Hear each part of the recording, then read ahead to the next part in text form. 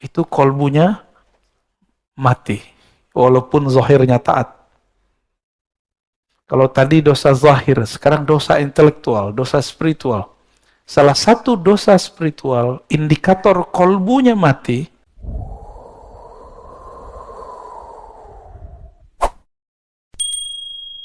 min di antara alamat, tanda-tanda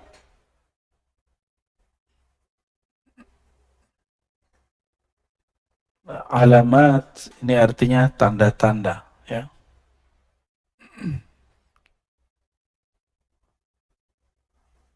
Jadi udah jadi bahasa Indonesia.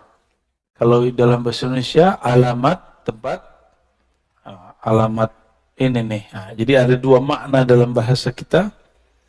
Alamat dari kata alam. Alam artinya tanda, ya.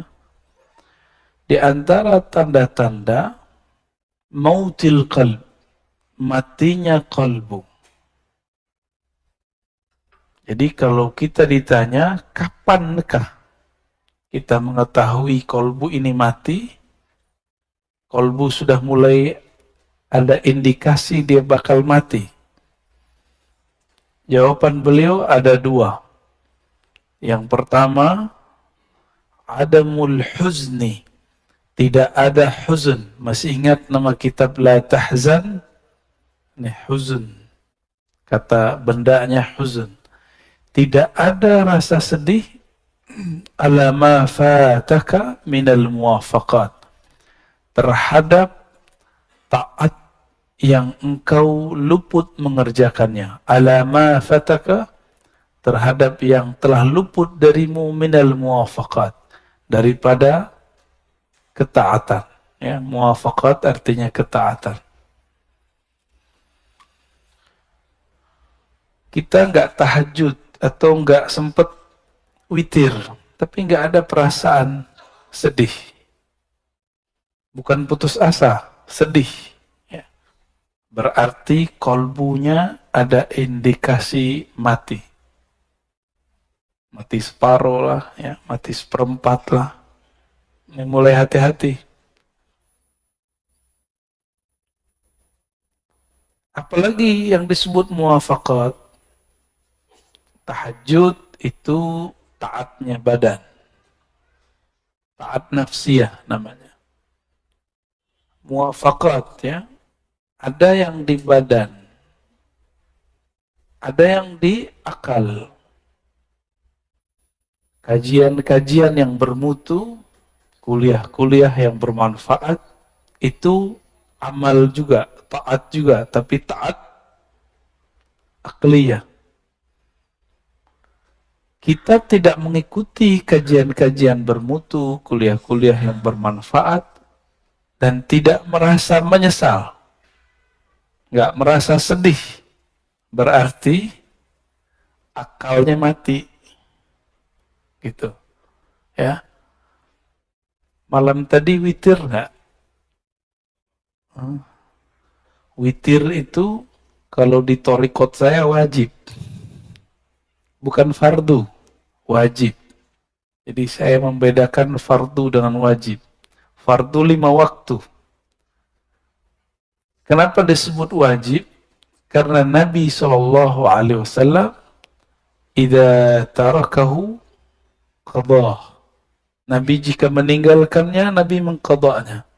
Dan mengqadanya lebih serius daripada salat-salat yang lain. Kalau salat lain itu masih ada opsi-opsi dari beliau. Dan wajib ini juga bisa diartikan sesuatu yang didisiplinkan. Jadi Nabi menqadha amal-amal sunnah yang sudah dibiasakan. Zikir pagi petang, ketinggalan nama kita, diqadha nggak? Nah, zikir pagi petang ini sebenarnya ada tipsnya kalau kita lagi sibuk.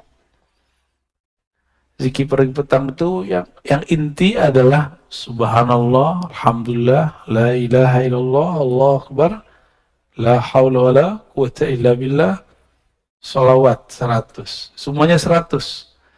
Antum lagi sibuk 10-10. Sibuk juga, yaudah satu napas deh baca 7 kali. Ya. Subhanallah, alhamdulillah, subhanallah. Yang penting ada zikirnya, pagi, sore, pagi, sore, pagi, sore. Tapi kita sesibuk apa sih? Hah? Kayaknya punya kesibukan apa gitu. Adakah sesuatu yang lebih menyibukkan dari Allah Subhanahu wa Ta'ala? Apakah ada sesuatu yang lebih besar daripada Allah Subhanahu wa Ta'ala? Saya capek, saya nggak sempat witir. Ya salah. Ya. Bisa capek-capek untuk dunia, tapi tidak mau berlelah payah untuk akhirat. Wajar kalau nanti di akhirat jadi miskin. Karena di dunia tidak mau kerja keras untuk akhirat. Orang yang malas-malas waktu mudanya, tuanya gimana? Ya kismin. Susah nanti, menyusahkan orang dia nanti.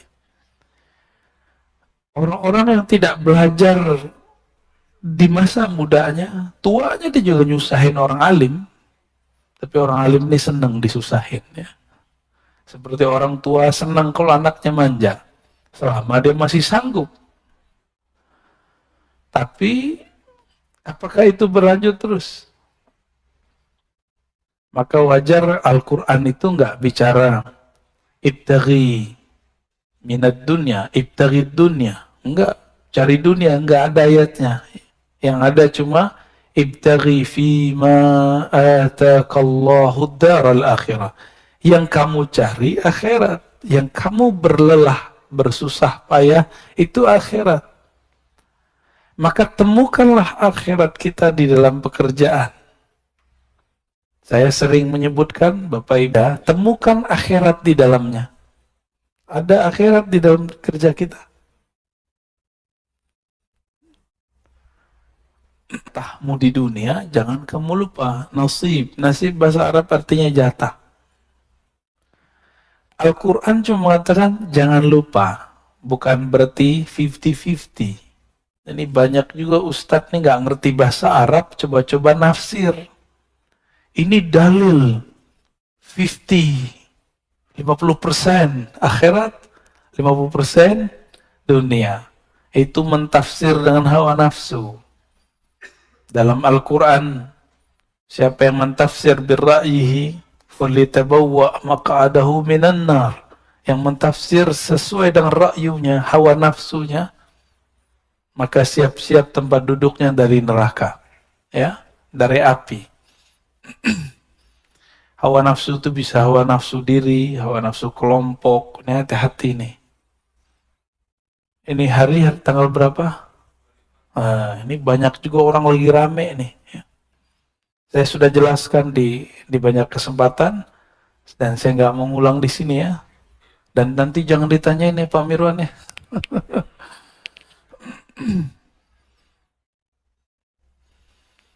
Dan yang kedua, tadi yang pertama, ini dia. Yang kedua, tarkun nadam. Tidak ada meninggalkan nadam. An-nadam artinya penyesalan. Ala ma fa'altahu min wujudiz zallat. Terhadap yang engkau lakukan dari zallat. Apa arti zallat? Ketergelinciran dalam dosa. Ada perasaan nyesel nggak dengan masa lalu? Kalau ada, berarti kolbunya masih sehat. Ya. Semua kita punya masa lalu. Gak usah disebut-sebut ke orang, gak usah diceritain ke siapa saja. Cukup kisahkan itu kepada Allah. Yani ketika Nabi SAW mengatakan, an-nadamu taubah. Menyesal itu tobat. Jadi ruh dari tobat itu ada penyesalan. Ini bedanya dengan istighfar. Istighfar itu cuma minta dihapus. Tapi kalau taubah ada rasa menyesal. Jadi kayak kolbu kita remuk gitu rasanya. Kalau ingat kolbu yang keras langsung menjadi pecah. Air mata pun bisa mengalir. Air bulu roma pun berdiri kalau ingat. Oleh karena itu, dalam latihan zikir kami, biasanya sebelum zikir kita cek kolbu tuh pakai taubat. Jadi ntar diajak yang hadir zikir itu, ayo kita istighfar. Jika kolbunya tersentuh oleh istighfar, berarti kolbunya masih sehat. Kalau enggak, berarti ada masalah. Istighfar ini juga harus spesifik. Jangan doa doang yang spesifik. Ini kan beberapa ustadz mengajarkan jamaah doa yang spesifik. Oke, sebelum kamu doa yang spesifik, istighfar juga spesifik. Jadi sebutkan kepada Allah, ya Allah, saya punya dosa ini. Dalam hati kita ngomong. Nah, itu yang disebut ngaku, menyesal. Ya. Dan saya yakin yang hadir, termasuk saya yang berbicara ini, tidak ada yang dijamin dari maksiat. Dulu, sekarang, nanti. Kita nggak tahu ya. Oleh karena itu, buang-buang jauh rasa diri ini suci. Berarti kalau begini, orang-orang yang merasa sok suci, itu kolbunya mati. Walaupun zahirnya taat. Orang yang merasa sok suci. Siapa lagi? Orang yang merasa paling benar. Orang yang merasa paling benar tidak akan pernah menyesali perbuatannya. Benar gak? Nah, ini sisi lain. Kalau tadi dosa zahir, sekarang dosa intelektual, dosa spiritual. Salah satu dosa spiritual, indikator kolbunya mati, dia tidak pernah menyesali pemikirannya. Tidak pernah insaf. Tidak pernah mundur, merevisi kata-katanya. Seorang Rasulullah masih merevisi kata-katanya, apalagi cuma seorang ustadz. Apalagi seorang pimpinan. Rumah tangga kah? Suami istri, kita harus membuang ego itu. Jangan sok perfeksionis mengatakan, saya kalau begini ya begini. Itu namanya keras hati, bukan pendirian. Kalau jelas salah, katakan salah. Oh, berarti saya salah. Kok kolbu susah untuk mundur? Barangkali kita kurang mencahayai kolbu dengan nama Allah Al-Latif. Maka saya menyarankan diri saya sendiri dan antum semua, baca nama Allah Ya Latif. Imamuna Abdul Hasan Asy-Syadzili menganjurkan baca Ya Latif, ya. Ya Latif. Itu 129. Baru ada efeknya. Ya Latif, Ya Latif, Ya Latif. Wahai yang maha lembut. Wahai yang maha halus. Mata dipejam, dipanggil Allah dengan hati. Dan rasakan kolbu kita akan lama-lama lembut, lembut, lembut, lembut. Ya. Nanti antum akan gampang minta maaf. Jadi orang yang susah minta maaf, tuh ya latifnya kurang. Ya. Ini biasanya nih, ibu-ibu ya, selalu benar ya, kata bapak-bapak. Tapi saya ketemu kok perempuan yang gampang minta maaf. Tapi kalau kata kawan kita, kelar loh sama perempuan. Tapi itu bukan diskredit perempuan ya. Mungkin perempuan ini terlalu halus. Wallahu a'lam bishawab. Nah, tapi Allah yang lebih halus, yang maha halus, pun menyebut dirinya afuwun, ghafurun, ghafarun. Ghafurun, ghafar. Allah menyebut dirinya afu, maha pemaaf. Kenapa kita gak pemaaf? Saya heran ada tokoh agama ngomong kalau kita disakiti, kita balas lebih jahat lagi. Kalau ada orang berbuat baik, kita balas lebih baik. Itu setan ngomong begitu. Separuh benar, separuh salah. Kalau ada orang menyakiti, tidak balas menyakiti, itu baru waliullah. Ya, kita dihujat nggak balas menghujat, ente wali. Wali Allah kan la yakhafuna laumata laim. Dia tidak takut cacian orang yang mencaci. Karena dia sibuk kolbunya dengan Allah. Mau orang caci maki, mau orang puji, kolbunya sibuk dengan Allah subhanahu wa ta'ala. Ketika ada orang memujinya, dia memulangkannya kepada Allah. Jika ada orang mengkritiknya, mencacinya, maka dia pulangkan ke dirinya. Oh, mungkin aku yang buruk ya Allah. Mungkin ini teguran darimu. Maka seorang kekasih Allah, jikapun dia dicaci, dia dimaki, dia dikata-katain, dia tidak lihat antum yang ngata-ngatain. Yang dia lihat, mungkin ini teguran dari Allah subhanahu wa ta'ala. Atau mungkin ini ujian. Saya emosi atau tidak? Ya. Gimana? Antum dicaci maki? Emosi ya, panas ya? Biasa aja lah ya. Rasulullah Shallallahu Alaihi Wasallam itu makhluk yang paling banyak dicaci.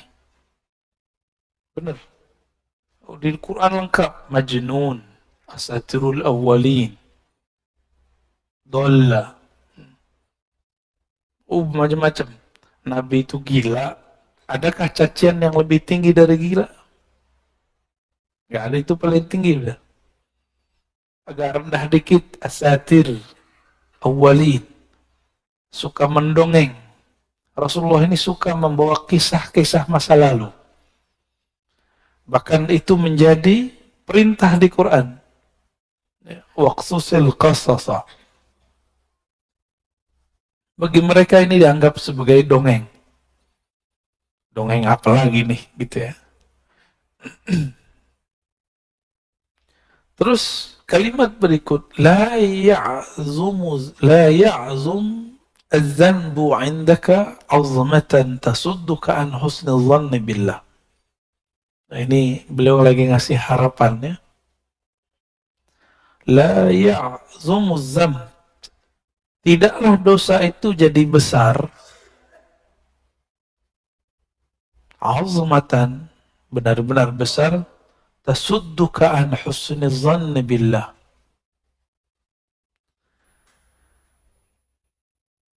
jika engkau menghadapkannya dengan husnuzan kepada Allah subhanahu wa ta'ala. Fa inna man arafa rabbahu istasghara fi janbi karamihi zanbah. Orang-orang yang kenal Allah, maka di sisi Allah dosanya jadi kecil. Ini ilustrasinya gini. Kalau kita punya cucu, punya anak, punya saudara, punya teman,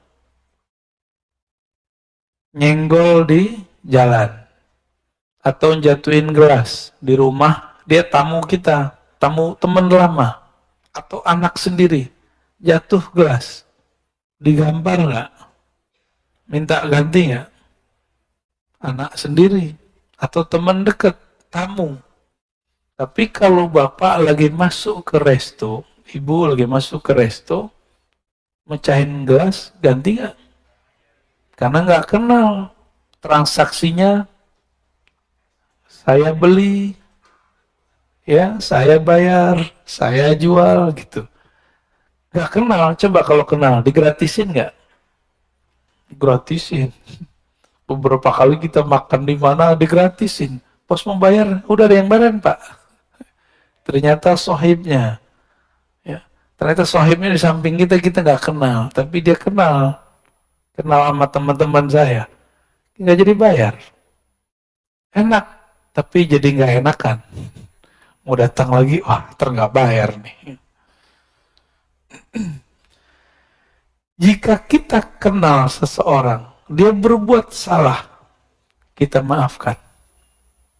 Jika kita hubungannya, kita penjual, dia pembeli, kita gratiskan.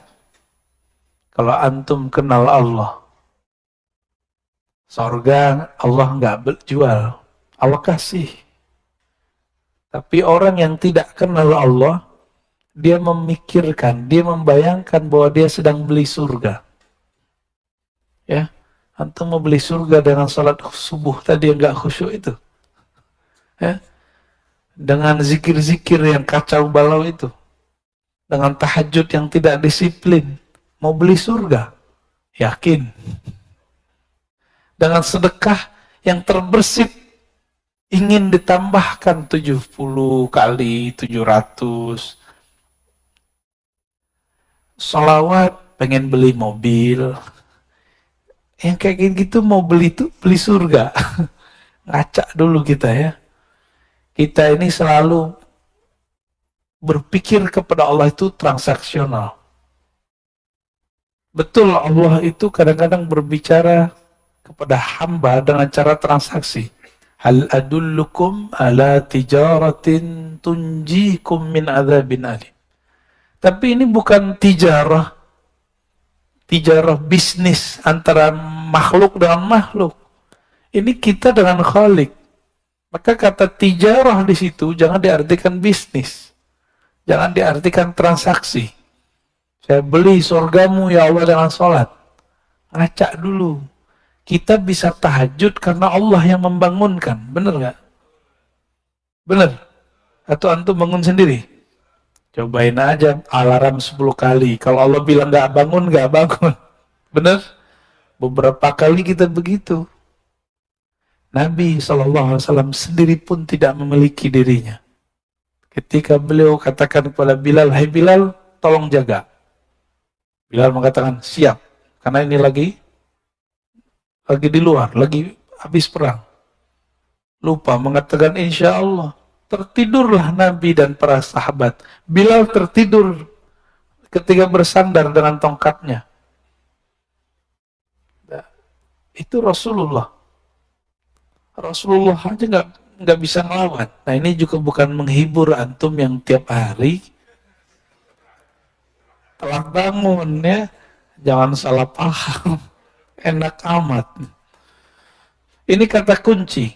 Man arafa rabbahu. Siapa yang kenal Allah, maka istasghara, menjadi kecil di sisi karamih. Ada kata kuncinya, karam. Kemuliaan, kemurahannya. Karena Allah ini pemurah, Allah ini kaya. Maka kesalahan kita dianggap tidak salah. Tapi kenal dulu. Ada orang gak percaya kalau kita ingat Allah, Allah ingat kita. Kalau kita salawat ke Nabi, Nabi kenal kita. Ada yang gak percaya, Pak? Ya, aliran macam apa itu? Kolbunya sejahil apa itu?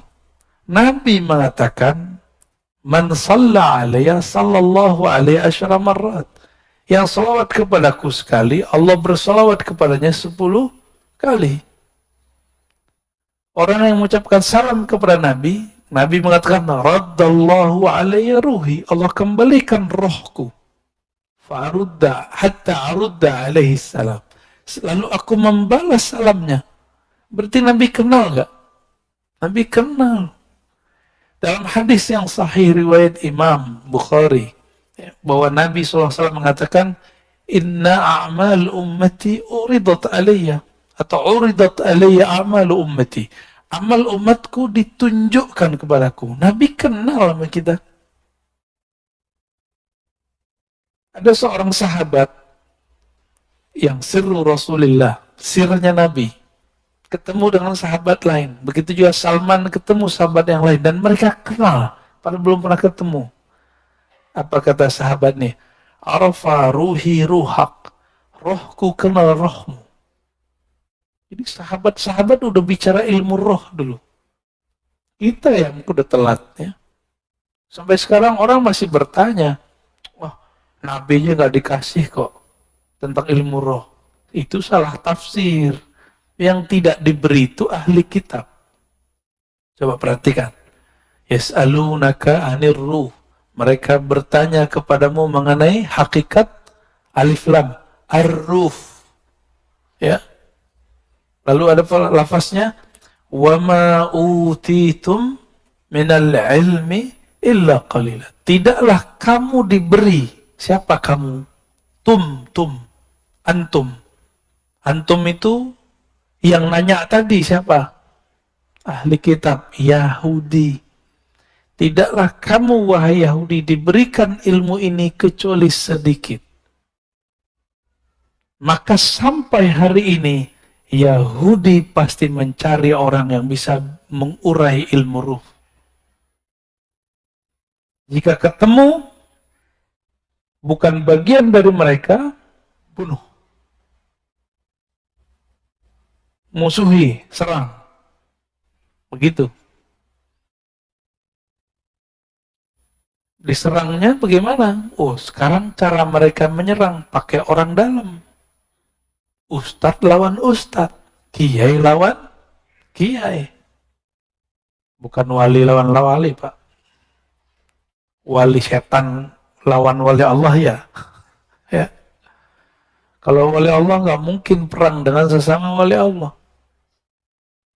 Sayyidina Umar dilaporkan oleh orang bahwa ada sahabat Rasulullah Ahlul Badar mabuk-mabuk. Udah dijilid itu dipukul. Terus orang ini mengatakan, yang lapor, wahai Umar, ya Amirul Mukminin, laknat saja dia. Kata Umar, ente boleh hukum dia secara fisik, tapi tidak boleh melaknatnya. Fa'innahu yuhibbullaha wa rasulah. Dia sangat cinta kepada Allah dan Rasulnya.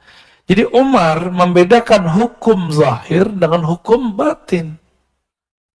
Hukum zahirnya kalau dia salah dihukum, diiqab, kena sanksi.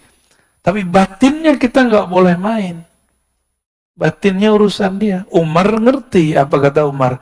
Hati dia cinta kepada Allah dan Rasulnya. Yang laporin ini yang masalah nih, hatinya nggak hidup ini. Fa inna man arafa rabbahu, ya.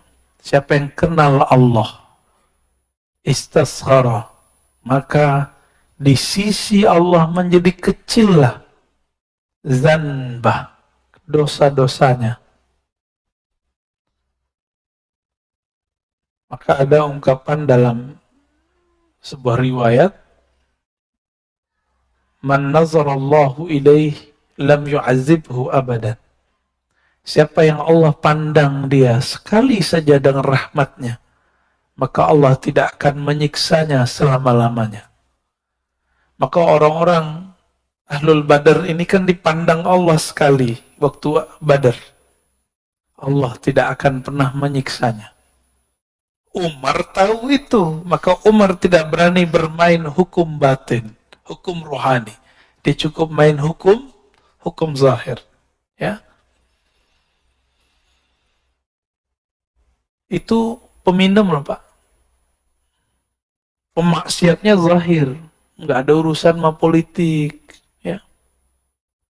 Sayyidina Umar beda pilihan, beda sikap dengan Ali. Mereka jontok-jontokan. Tapi dalam bab kemaslahatan, Umar dan Ali sepakat. Suatu kali Umar Ibn Khattab radhiyallahu ta'ala anhu ingin keluar kota, memimpin pasukan langsung. Datang Ali pakai kuda. Apa kata Ali? Ya Amirul Mu'minin, jika engkau mati di tengah jalan, lalu siapa yang ngurus Madinah? Ini tanda Sayyidina Ali tidak nafsu jadi khalifah. Tidak seperti yang diklaim banyak orang. Ini hadis sahih. Apa kata beliau? Jika kamu nanti perang dan engkau mati di tengah jalan, engkau mati di medan juang, lalu yang ngurus kami siapa? Kami masih butuh engkau, wahai Umar. Kira-kira begitu.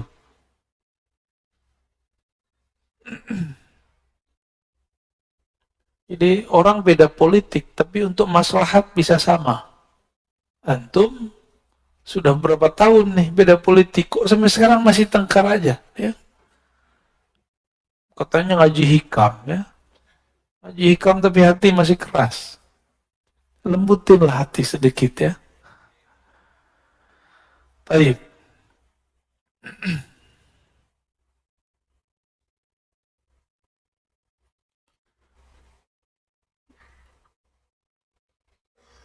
nomor 50.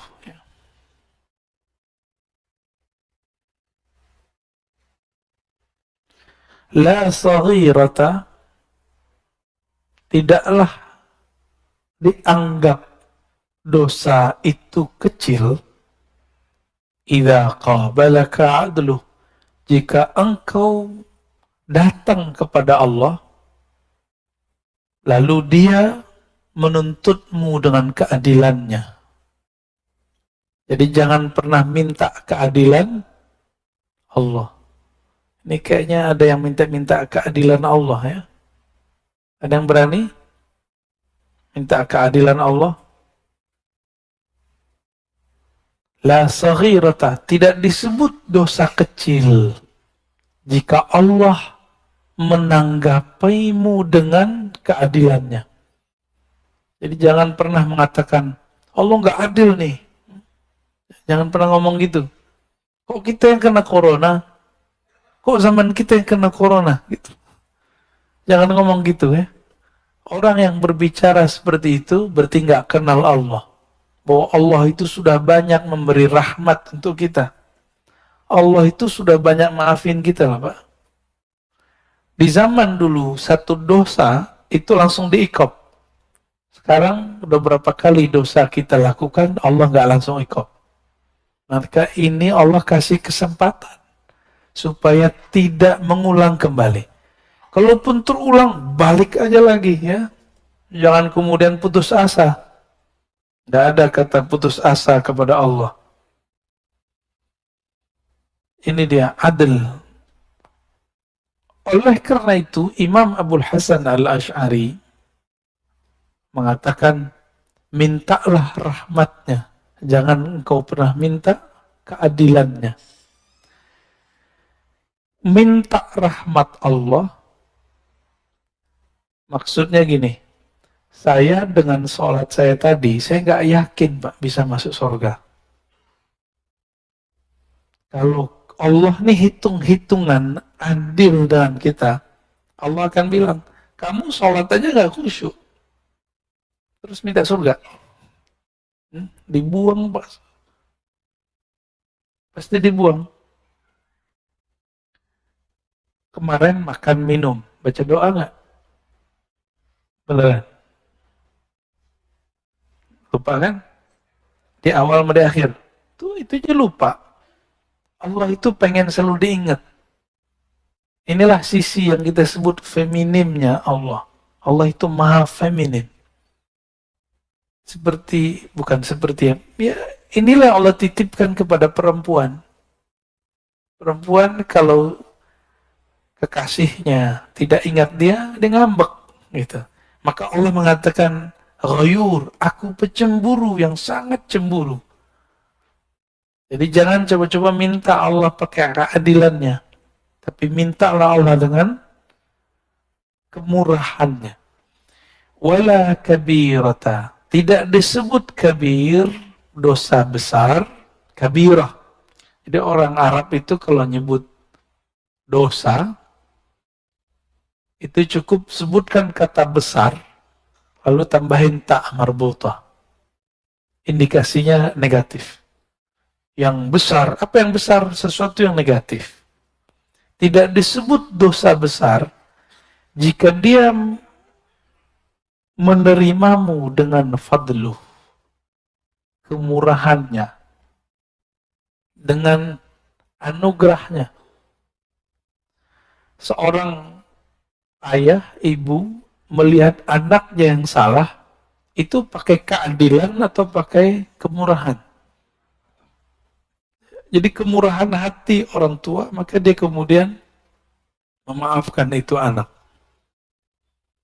Jika jika seorang ayah kepada anak-anaknya seperti itu, apalagi Allah kepada hambanya. Allah itu lebih sayang kepada kita daripada orang tua. Ya. Sama orang tua sayang-sayang, tapi tengkarnya selalu. Ya. La saghirata ila qabadaka adlu. Tidak disebut dosa kecil jika Allah menerimamu dengan keadilan.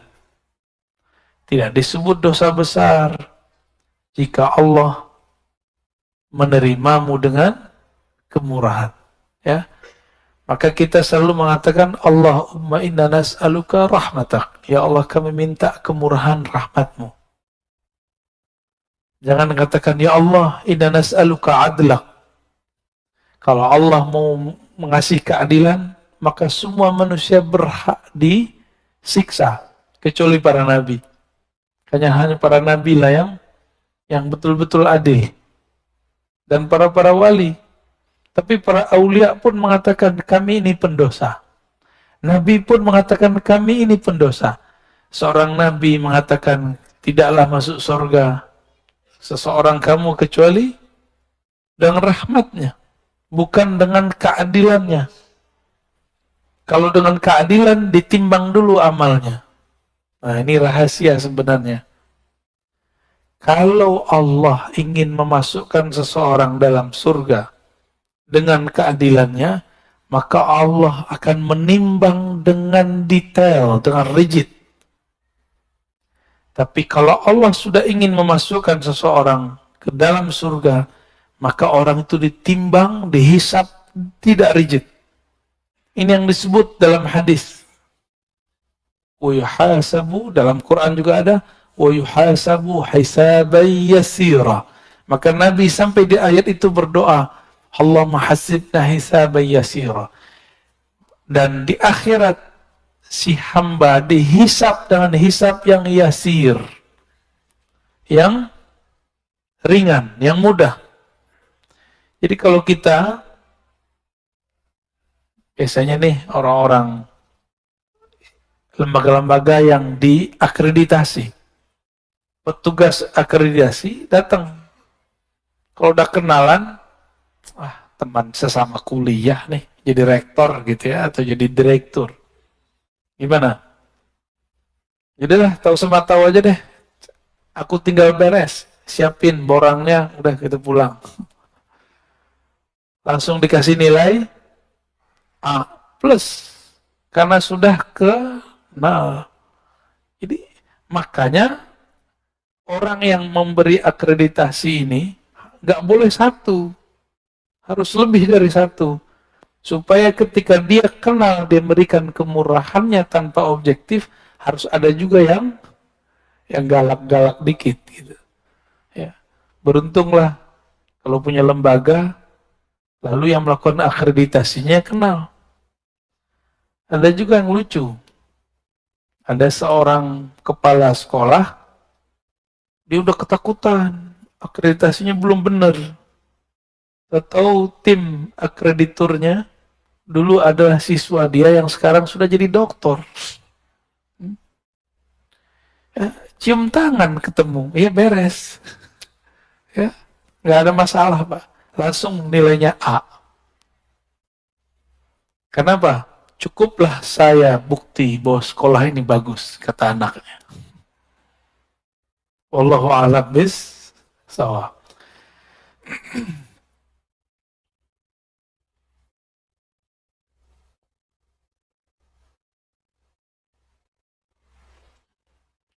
Masih lanjut? Semangat amat ya. Oke, kita lanjut ya, 51. Ini kayaknya hikam terbanyak nih. Ya. La amala arja lil qulub min amalin yaghibu anka syuhudu. Nah, ini kayaknya salah ketik ya. Ini kalau bersanad tahu Pak di mana salahnya. Kalau nggak bersanad nggak tahu. Ini kelirunya di sini. Lil qabul.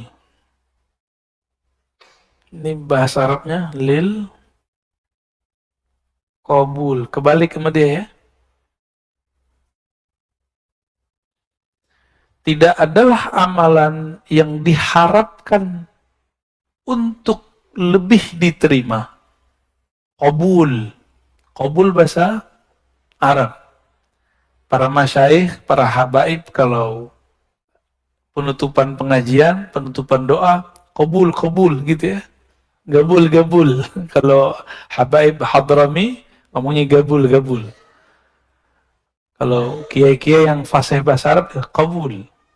Kabul diterima. Nggak tahu entah cocok logi, entah apa. Nasinya namanya kebuli. Ya, sepertinya cocok logi yang cocok ya. Tidaklah ada amalan yang lebih cepat diterima oleh Allah min amalin, melebihi satu amalan. Amalan yang mana? Yaghibu anka syuhuduh. Ini cara nerjemah. Kalau ada yang bisa bahasa Arab, ini kata kerja, ini fa'ilnya, yang bekerjanya. Dahulukan ininya subjek, ini predikat. Jadi dalam bahasa Arab dibalik-balik. Amalan yang penyaksianmu terhadap amalan itu yaghib, hilang. Maksudnya apa? Kamu sholat tapi tidak merasa dirimu lah yang sholat. Kamu sedekah, kamu merasa itu adalah harta dari Allah. Kamu guru sukses mendidik murid, bukan kamu yang merasa dirimu sukses mendidiknya. Tapi itu adalah titipan dari Allah, dan Allah lah yang mengakhirat jiwanya. Kamu punya jasa ngurus masjid, bangun yayasan, bikin pesantren, tapi kamu tidak memandang kamulah yang beramal. Nah, ini pesan juga untuk para pengurus masjid ya, biar nggak makan hati amat ya. Pak Miran udah pensiun ya? Waduh.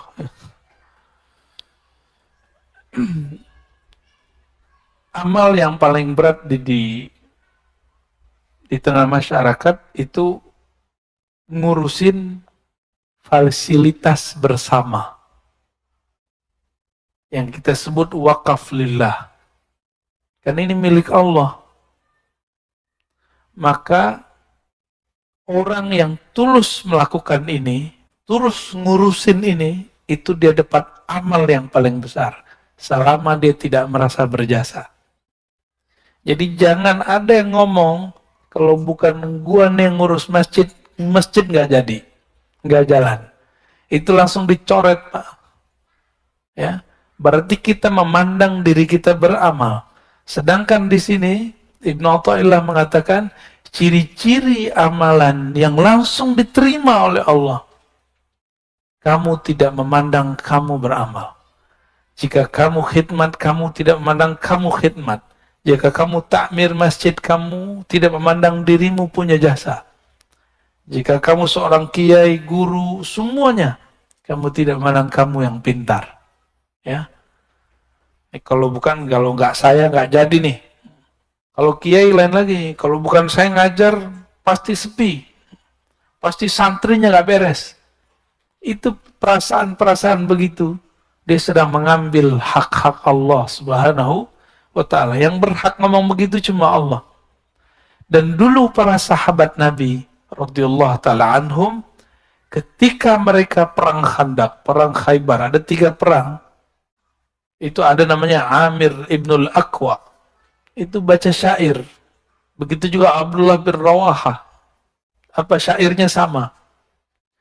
Laulaka anta ma sallayna mahtadaina. Ya Allah, jika bukan karena Engkau ya Allah, kami tidak dapat hidayah, kami tidak dapat melaksanakan sholat. Nabi di hadapan mereka. Jadi Abdullah bin Rawaha, Amir bin Al-Aqwa bersyair depan Nabi, dan para sahabat pun ikut bersyair. Nabi pun ikut berdendang. Jadi Nabi ini suka seni, Pak. Makanya ulama-ulama pewaris para nabi itu kolbunya pasti ada nilai seninya. Orang-orang yang keras hatinya, bukan pewaris Rasulullah, itu mengharamkan seni secara mutlak. Ya, agak keras, kaku. Ya. Sudah paham antum maksudnya? Ya. Tahu sendirilah ya. Saya dulu pernah mengharamkan musik, dan itu hampir 5 tahun. 3 tahun sangat keras.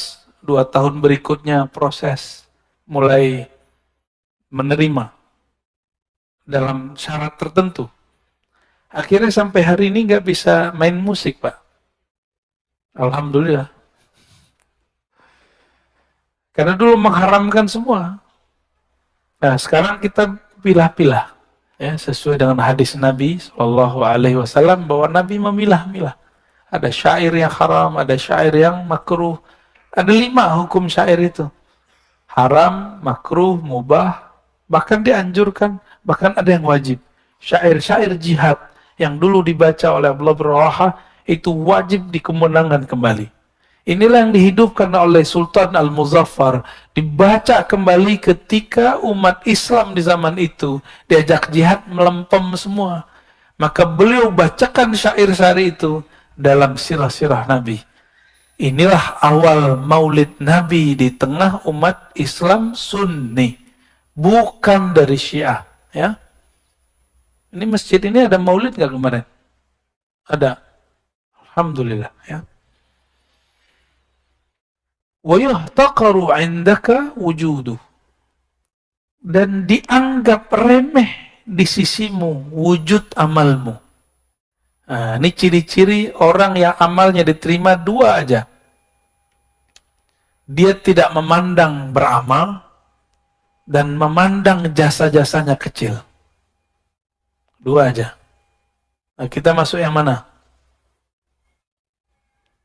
Ya. Saya kaget di beberapa masjid itu pengurus-pengurus lama itu ngomong, Ustadz, naik tuh alisnya.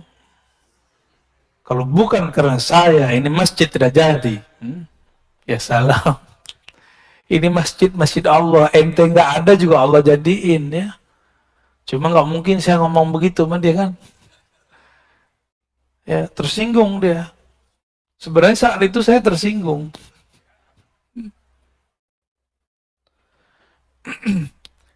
Ini ciri-ciri amal yang qabul ya. Qabul, amal yang diterima.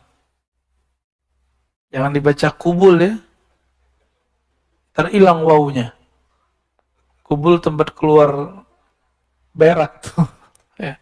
Nauzubillah, jangan salah baca ya.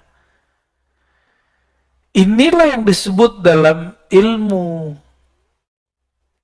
ma'rifatullah fana fillah. Ya, orang sering nyebut fillah, bener gak? Gua ya kayak ngerti aja ya. Sering nyebut begini ya? Fillah, lillah, billah. Kalau nggak ngerti, gue jangan baca lah, malu kita. Ya, lillah aja, gampang. Fillah jangan sebut. Fillah ini berat. Fillah itu dalilnya, wa man jahada fina lanahdiyannahum subulana. Siapa yang mujahadah fina di dalam kami, itu maksudnya apa tuh? Dalam cinta kepada kami, menghilangkan dirinya dalam diri kami, menghilangkan sama basarnya dalam sama basar kami, menghilangkan amalnya dalam amal kami, perbuatannya dalam perbuatan kami. Allah masih nyebut kami loh di situ. Lanahdiyannahum subulana. Kami baru tunjukkan jalan-jalan, banyak jalan bukan satu, menuju kami. Ya, kalau syariat jalannya satu, tapi kalau jalan rohani, kalau sudah dibuka jalannya banyak. Itu sebabnya banyak thariqat. Kalau mazhab cuma 4 mazhab, syariatnya sama, cuma pemahaman yang beda. Tapi thariqah bisa banyak. Thariqah sufi, thariqah para aulia. Karena dalil tadi, lanahdiyannahum sumulana. Ini pakai lam taukid dan nun taukid. Sungguh benar-benar kami akan tunjukkan jalan-jalan kami. Jadi banyak jalan menuju Allah. Siapa yang dia mendapatkan itu? Orang yang lebur, tidak memandang amalnya. Kita menyebutnya fana fillah. Fana, tenggelam, karam dalam Allah. Orang kalau sudah benar cintanya, egonya habis. Ini suami istri, mohon maaf ya yang sudah menikah. Antum belum benar-benar mencintai kekasih kalau masih merasa berjasa. Kalau masih butuh kata-kata terima kasih. Walaupun sehari-hari kita harus begitu. Kalau masih belum percaya dengan pasangan, pasangan kita keluar, mulai ada kekhawatiran. Ntar dia digoda ini, ntar dia ngelirik ini. Berarti kita nggak ada percaya sama dia. Betul, jangan percaya sama pasangan. Percayalah dengan Tuhan dia. Maka kalau pasangan kita keluar, kita katakan, ya Allah, aku titipkan pasanganku kepadamu. Aku titipkan anak-anakku kepadamu. Aku titipkan, begitu. Guru dengan murid sama. Guru capek kalau semua urusan murid diurus sama dia. Urusan dunia, akhiratnya, lelah. Maka seorang guru nggak boleh juga jumawa. Ya, nggak boleh juga merasa sok berjasa. Dia cukup katakan, ya Allah, hanya engkau yang urus mereka. Bapak ini kan banyak pengalaman rohaninya. Juga banyak bebal rohaninya. Ya. Itu kalau satu-satu saya harus dengerin curhatnya, telinga saya hilang sebelah kali Pak. Ya. Nggak mungkin. Maka Bapak curhatlah kepada Allah. Saya pun mendoakan semoga kita diterima oleh Allah Subhanahu wa Ta'ala. Udah syuruk Pak. Jadi ciri-ciri amal diterima apa? Jadi ilmu tasawuf, ilmu mengetahui amal diterima apa enggak. Nanti antum coba lihat. Barusan subuh merasa soleh enggak? Merasa dapat pahala dunia dan seisinya enggak dengan sholat sunat tadi? Anda enggak yakin. Orang takbir aja enggak jelas. Takbir aja ngantuk-ngantuk. Ya. Baru ingatnya pas Assalamualaikum. Baru ngeh gitu. Jadi gerakan itu cuma karena sudah biasa. Jadi kayak orang silat, kalau sudah mulai takbir, ngikutin aja. Begitu kita tidak kuat menahan gejolak pikiran itu kemana-mana, tanda bahwa kita ini tidak bisa menguasai diri sendiri. Terus antum menguasai orang lain. Ya.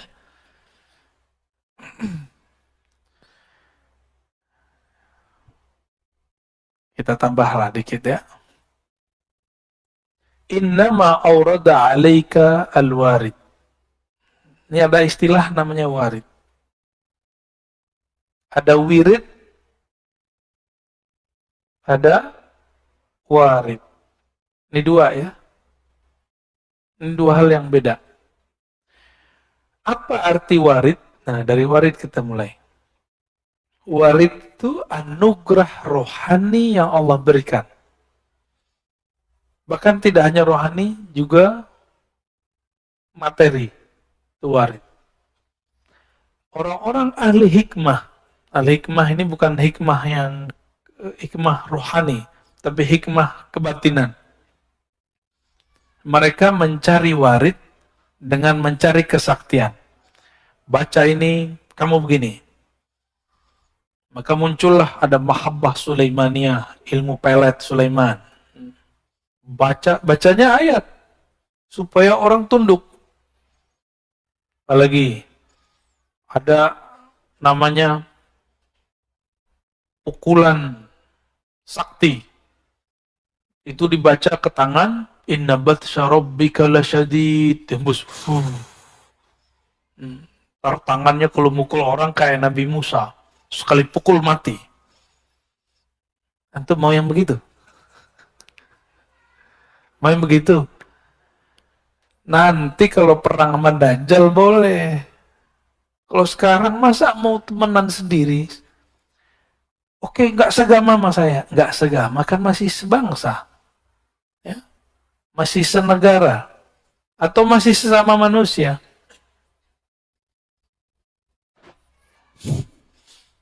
Jadi warid itu anugerah. Wirid itu amal yang dirutinkan. Apa arti wirid? Nah, warid bisa jadi bukan berarti kesaktian, ya. Bisa kesaktian, bisa kesejahteraan, tapi itu zahir. Baca waqiah supaya harta melimpah. Saya mau tanya sama antum, kalau antum nggak baca waqiah, rezeki udah ada belum?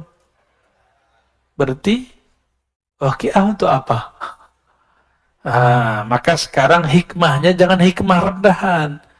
Hikmah itu ada dua.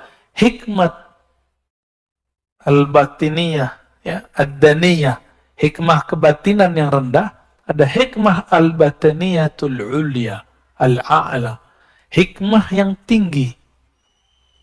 Apa hikmah yang tinggi? Saya sadar tanpa saya baca waqiah pun Allah sudah kasih jatah rezeki. Lalu waqiah itu untuk apa? Ternyata waqiah itu diajarkan para ulama dari dulu. Di situ ada ayat-ayat tauhid tentang akhir zaman, tentang surga neraka. Lalu di situ ada tentang tauhid. Ada 4 pertanyaan. Paham di situ, orang akan mengerti hakikat rezekinya. Disitulah baru rezeki terasa lancar. Itu rahasia alwa, ya. Arti wirid apa arti wirid tadi? Amalan yang sudah dirutinkan, diulang-ulang-ulang. Ya.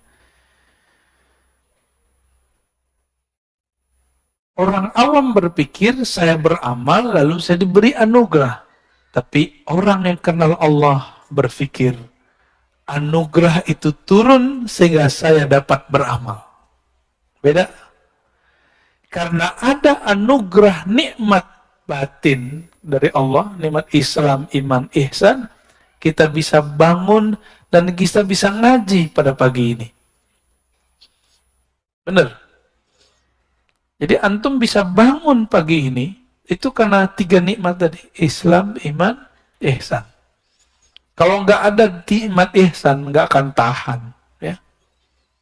Bangun jam berapa tadi Pak? Ada yang jam 2, ada jam 3. Ya. Yang ini tadi itu ngantuk-ngantuk gitu. Jam 1 dia bangun tadi tuh. Mau nemenin saya jam 1 dia bangun. Paling jauh nih Pak, nggak tahu. Antum ada yang lebih jauh nggak? Bekasi. Ya, Bekasinya nggak tahu ujung kali ya. Jadi kita diberikan nikmat. Dengan nikmat itu kita bisa taat. Ini rumus orang arif billah, orang kenal Allah. Tapi kalau orang jahil billah, dia taat, merasa taat, lalu dengan taat itu dia merasa dapat nikmat. Ini kalau saya nggak sholawat nih, masjid nggak rame. Ada yang ngomong gitu nggak? Ini pesantren kalau saya nggak baca Quran nih, nggak ada cahayanya. Cahaya itu turun dahulu ke dalam hatimu, baru kamu bisa baca Quran. Jangan dibalik. Karena nur itu jatuh ke dalam kolbumu, barulah kamu bisa bangun di pagi ini. Baru bisa kemudian mendengarkan taklim. Kira-kira seperti itu ya. Jadi jangan GR. Nah, maka dikatakan di sini, innama aurada alaikal warid. Allah memberikan warid litakuna bihi alaihi waridan, supaya kamu dengannya warid itu, dengan anugerah itu, alaihi terhadapnya waridan, datang. Ini waridan di sini artinya datang. Warid yang pertama artinya anugerah. Tuh beda, satu jumlah, satu kalimat, lafaznya sama, artinya beda. Kalau nggak bersanad nggak bisa paham. Inilah nikmat bersanad. Kita bisa memahami sesuatu tanpa perlu keliru ya. Jadi warid yang pertama anugerah rohani. Warid yang kedua kamu datang kepada Allah SWT. Nah, tadi saya mengatakan apa? Karena nur itu turun kepada kita, kita bisa sholat tahajud. Bukan karena kita tahajud, kita dapat nur. Gitu ya. Nur apa yang ada di kolbu? Ternyata disebutkan di dalam surat At-Taghabun. Siapa yang percaya kepadanya, may yu'min billah, percaya aja sama Allah, Allah akan bimbing kolbunya. Bimbingan kalau nggak pakai cahaya nggak bisa, ya. Allah kasih nur. Coba Bapak Ibu, kalau nggak ada cahaya bisa lihat nggak? Nah, cahaya batin itulah anugerah hidayah dari Allah Subhanahu wa Ta'ala. Inilah nikmat yang mesti kita syukuri. Ini terakhir ya.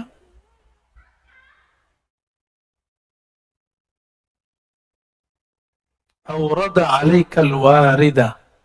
Dia memberikan kepada kamu warid. Liyatasallamaka min yadil aghyar. Agar engkau selamat daripada gangguan selainnya. Aghyar.